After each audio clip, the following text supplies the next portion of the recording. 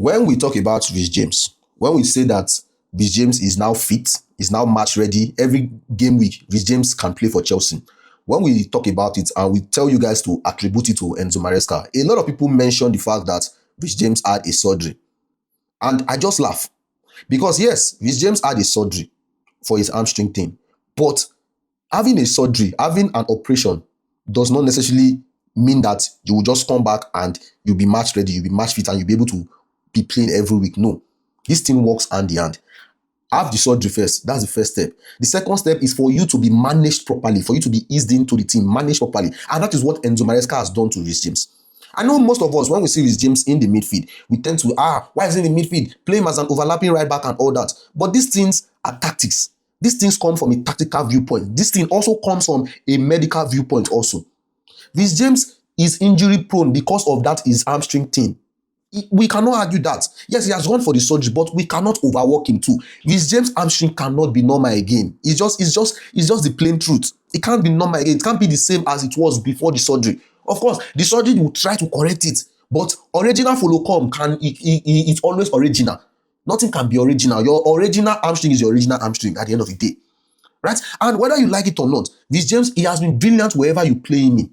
I mean, play him in the midfield and you get that ability, that is physicality, you get to use it in the middle of the park because it's physical, it's aggressive. Before you see somebody bully Reece James, it's difficult. Of course, there are people who can bully Reece James, but it is difficult for you to see someone that will bully Reece James when it comes to engaging in duels and all that. So Reece James in midfield means that you put a physical person there, a physicality, you put body there, you put an aggressive person there that will be able to block the central channels. Also, Reece James in midfield means that you put someone that is good at passing.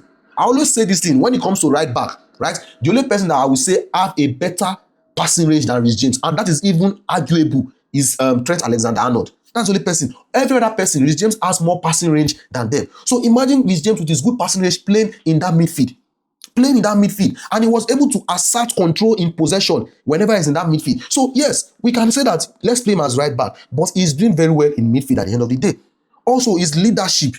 The leadership of Reece James has improved since when he returned from that surgery. Since when he returned, his leadership has improved. You know, I used to complain that Reece James, you are the captain, be assertive, do more. But this guy right now, he has taken his authority as captain.